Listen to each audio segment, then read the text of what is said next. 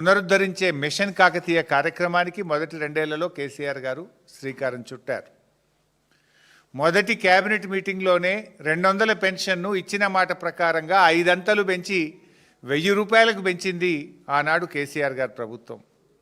ఎన్నికల్లో హామీ ఇవ్వకపోయినా, ఓట్ల కోసం చెప్పకపోయినా కళ్యాణ లక్ష్మి షాదీ ముబారక్ కార్యక్రమాన్ని మొదటి కేబినెట్లో ఆమోదించింది కేసీఆర్ గారి ప్రభుత్వం. ఎన్నికల్లో హామీ ఇవ్వకపోయినా రేషన్ బియ్యం కోటాను 4 కేజీల నుంచి 6 కేజీలకు పెంచి గవర్నమెంట్ స్కూళ్ళు, హాస్టళ్ళు, గురుకులాల్లో సన్న బియ్యంతో అన్నం పెట్టే కార్యక్రమాన్ని రూపకల్పన చేసింది కేసీఆర్ గారి ప్రభుత్వం. వ్యవసాయాన్ని ఆధునీకరణ చేయడంలో భాగంగా ట్రాక్టర్లు, వ్యవసాయ పనిముట్లు, డ్రిప్పు, స్ప్రింక్లర్లను పెద్ద ఎత్తున అందించింది కేసీఆర్ గారి ప్రభుత్వం. ఎస్సీ ఎస్టీలకైతే 100% సబ్సిడీతో ఇచ్చారు. చిన్న సన్నకారు రైతులకు 90% సబ్సిడీతో అందించింది కేసీఆర్ గారి ప్రభుత్వం.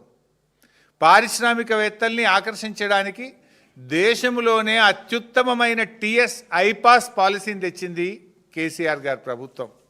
ఈజ్ ఆఫ్ డూయింగ్ బిజినెస్లో రాష్ట్రాన్ని నంబర్ 1గా నిలిపింది మొదటి రెండేళ్లలో కేసీఆర్ గారి ప్రభుత్వం. శాంతి భద్రతల విషయంలో హైయెస్ట్ సీసీ కెమెరాలు పెట్టి, షీ టీంలను పెట్టి, లా అండ్ ఆర్డర్కు వారికి పెద్ద ఎత్తున బడ్జెట్ని ఇచ్చి, రిక్రూట్మెంట్ రూపకల్పన చేసి, కొత్త వాహనాలను అందించి లా అండ్ ఆర్డర్లో దేశానికి ఆదర్శంగా నిలిపింది కేసీఆర్ గారి ప్రభుత్వం. ఇట్లా చెప్పుకుంటూ పోతే చాలా ఉన్నాయి. అంటే మొదటి రెండేళ్లలో కేసీఆర్ గారు ఏం చేశారు అంటే ఎన్నో చెప్పడానికి అవకాశం ఉంది. అద్భుతమైనటువంటి కార్యక్రమాలు, మిషన్ భగీరథ, మిషన్ కాకతీయ, 24 గంటల కరెంటు, 1000 రూపాయల పెన్షను, కళ్యాణ లక్ష్మి, షాదీ ముబారక్, ఇలా ఎన్నో ఉన్నాయి. మరి రేవంత్ రెడ్డి గారి ప్రభుత్వం ఏం చేసింది? మొదటి రెండేళ్లలో రేవంత్ రెడ్డి గారు చేసింది ఏమైనా ఉందా?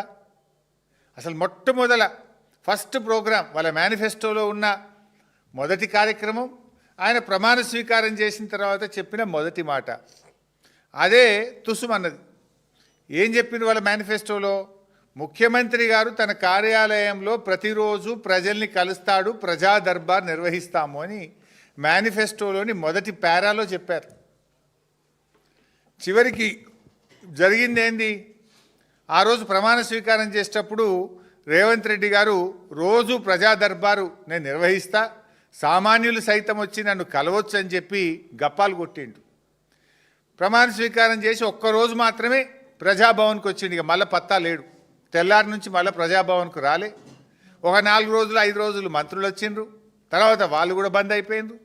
రోజు దరఖాస్తులు పోయి వారానికి 2 రోజులకు వచ్చింది. ఇక ఆ దరఖాస్తుల గురించి పట్టించుకున్నాడో లేడు. అంటే బిల్డప్ బాబాయ్ ఈ రేవంత్ రెడ్డి చెప్పిన మొదటి అబద్ధం ఇది. మేనిఫెస్టోలో కావచ్చు, ప్రమాణ స్వీకారం చెప్పిన తర్వాత ఈయన గారు చెప్పిన మొదటి అబద్ధం. ఇక్కడితో స్టార్ట్ అయింది ఈయన ప్రయాణం. ఏం మాట్లాడినా అబద్ధాలే, గోబల్స్. ఇప్పుడు కరీంనగర్ జిల్లా నుంచి ఒక రైతు, నేను పత్రికలో చదివిన విషయం చెప్తున్నా. గొడుగు నాగరాజు అనే రైతు ప్రజాభవన్కి వచ్చి ఫిర్యాదు చేసిండు. ఆ గొడుగు నాగరాజుకు సెల్ ఫోన్లో మెసేజ్ వచ్చింది, నీ సమస్య పరిష్కారం అయిపోయింది అని. నిజంగా చూస్తే ఈరోజు కూడా పరిష్కారం కాలేదు. అంటే నీ ప్రజాభవన్, నీ వేదిక ఎట్లా పనిచేస్తుంది? నువ్వు పోయింది లేదు, నీ మంత్రులు పోయింది లేదు, ఇచ్చిన దరఖాస్తులకు కనీస పరిష్కారం కూడా లేకుండా పోయింది. అంటే ఇలా ప్రజాభవన్ అనేది ప్రజలకు ఉపయోగపడతలేదు. జల్సాలకు, విందులకు, వినోదాలకు కేర్ ఆఫ్ అడ్రస్గా ప్రజాభవన్ను మార్చిండ్రు. పొద్దున బ్రేక్ఫాస్ట్ మీటింగ్లు, మధ్యాహ్నం సెటిల్మెంట్లు, సాయంత్రం గానా బజానాలు, సంగీతులు, పెళ్ళిళ్ళు, రిసెప్షన్లు, ఎంగేజ్మెంట్లు, దీనికి వేదికగా ప్రజాభవన్ను మార్చిండ్రు. సిఎల్పి మీటింగ్లకు వేదికగా ప్రజాభవన్ను మార్చిండ్రు.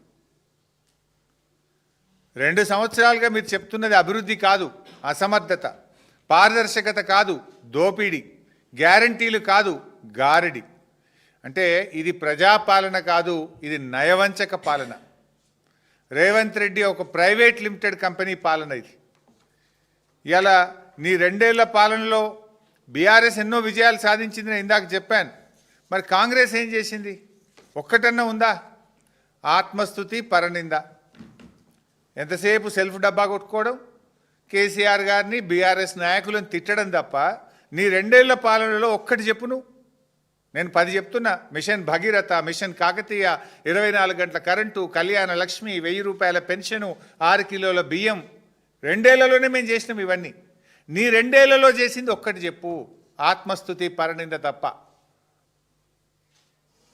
ఇవాళ ఈ నీ 2 ఏళ్లలో ప్రజలకు వేదన రోదనలే మిగిల్చినావు నువ్వు.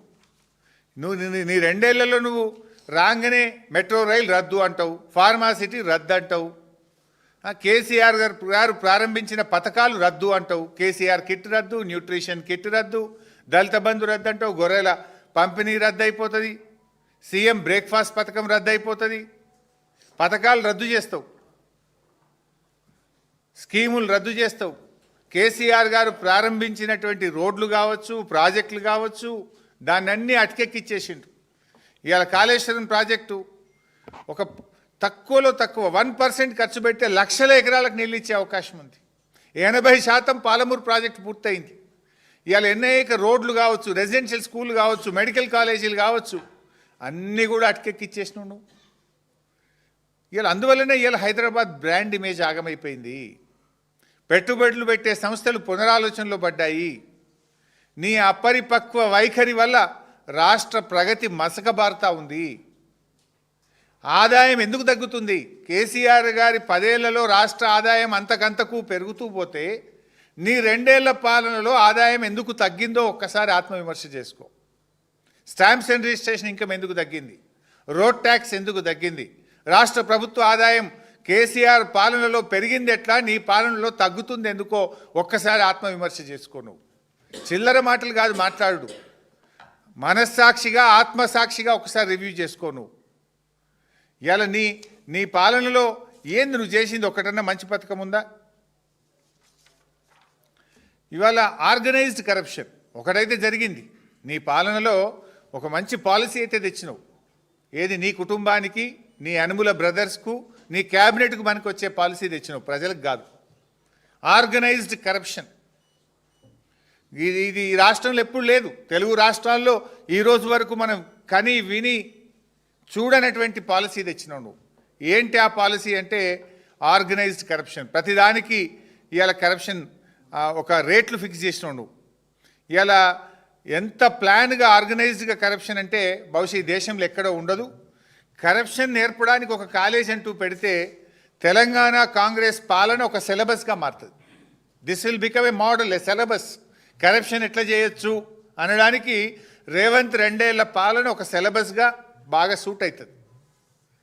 ఎందుకింత నేను చెప్పవలసి వస్తుంది అంటే బాధతో చెప్తున్నామంటే, అనధికారిక ట్యాక్సులు ఇవాళ టీఆర్ఎస్ పాలనలో ఆనాడు కేసీఆర్ గారు బిల్డర్లను పిలిచి, అరే మీకు ఏం కావాలి బాబు, రియల్ ఎస్టేట్ ఇంప్రూవ్ చేయడానికి ఏం కావాలి అంటే, మాకు నాలా కన్వర్షన్ ఇబ్బంది అవుతుంది, ఆర్డీఓలు కలెక్టర్ల దగ్గరికి పోవడం అంటే దాన్ని ఆన్లైన్ పద్ధతి చేశారు. నాలా కన్వర్షన్ ఫీజును తగ్గించేసిండ్రు, మొత్తానికే తగ్గించేసిండ్రు. 8% నుంచి 2% చేసేసిండ్రు. ఫీజులు తగ్గించిండ్రు, ఆన్లైన్ విధానం తెచ్చిండ్రు, పారదర్శకత పెంచిండ్రు, వాళ్ళని ఎంకరేజ్ చేసిండ్రు. కానీ రేవంత్ రెడ్డి రాగానే బిల్డర్ల మీటింగ్ పెట్టిండు. ఏం పెట్టిండు? అరే భయ్, తమిళనాడు లెక్క, బెంగళూరు లెక్క ఇక్కడ ఎంత పర్సెంటేజ్ ఫిక్స్ చేద్దాం? స్క్వేర్ ఫీట్కి 100 పెడదామా, 80 రూపాయలు పెడతామా, 70 రూపాయలు పెడదామా? లంచం రేట్ ఎంత ఫిక్స్ చేయాలని బిల్డర్లతో రేవంత్ రెడ్డి మీటింగ్ పెట్టిండు. రాష్ట్రం ఎట్లా అభివృద్ధి చెందాలి, రియల్ ఎస్టేట్ ఎట్లా అభివృద్ధి చెందాలి, మీ సాధక బాధకాలు చెప్పండి అని కేసీఆర్ గారు మీటింగ్ పెట్టిండు. ఇది రేవంత్ గారికి కేసీఆర్ గారికి ఉన్న తేడా. ఇవాళ ఆర్గనైజ్డ్ కరప్షన్ అంటే ఏముంది రాష్ట్రంలో? ఎవరిని అడిగినా చెప్తారు. ఏ బిల్డర్ని అడిగినా కెమెరా పక్కకు పెట్టి సాటుకు తీసుకుపోయి అడిగితే 70 రూపాయలు స్క్వేర్ ఫీట్ నడుస్తుంది. ఏ లేఅవుట్ అనుమతి రావాలన్నా 30% ఇవ్వాల్సిందే. ఫైనాన్స్లో బిల్లు రావాలంటే 30% ఇవ్వాల్సిందే. ల్యాండ్ కన్వర్షన్ కావాలంటే 30% ఇవ్వాల్సిందే. ఇదంతా కూడా ఆర్గనైజ్డ్ కరప్షన్. కరప్షన్కు కూడా ఒక రేట్ ఫిక్స్ చేసిండ్రు. జనరల్గా గవర్నమెంట్ ఫీజు ఫిక్స్ అవుతుంది. మోటార్ సైకిల్ రిజిస్ట్రేషన్ చేయాలంటే ఒక ఫీజు ఉంది. ల్యాండ్ భూమిని రిజిస్ట్రేషన్ ఆఫీస్ పోయి రిజిస్ట్రేషన్ చేయాలంటే గవర్నమెంట్కి ఒక ఫీజు ఉంది. కానీ రేవంత్ పాలన కొత్త ఫీజులు తెచ్చింది. ఆర్ఆర్ ట్యాక్సు, బట్టి tax, Ponguleti tax, Uttam tax, కొత్త ట్యాక్సులు తెచ్చింది. ఇది కాంగ్రెస్ నేతల జేబులు నింపుకునే ట్యాక్సులు తెచ్చింది. మద్యం సరఫరాదారుల నుంచి కూడా ట్యాక్సులు ఫిక్స్ చేసిండ్రు. వాళ్ళు కూడా మొత్తుకుంటున్నారు, మేము మద్యం సరఫరా ఆపేస్తాము అని చెప్పి తాపకోసారి వాళ్ళు నోటీసులు ఇస్తున్న పరిస్థితి వచ్చింది. ఈ దోచుకున్న దాంట్లో ఏంటంటే ఢిల్లీకి కొంత కప్పం, ఆర్ఆర్ ట్యాక్స్ అందుకే దాని పేరు. ఢిల్లీకి కప్పం కడుతుండడంతో కాంగ్రెస్ అధిష్టానం కూడా ఈ అవినీతిని చూసి చూడనట్టు ఊరుకుంటుంది. వ్యవస్థీకృత అవినీతి పెరగడానికి కాంగ్రెస్ అధిష్టానం కూడా బాధ్యత వహించాల్సి ఉంటుంది.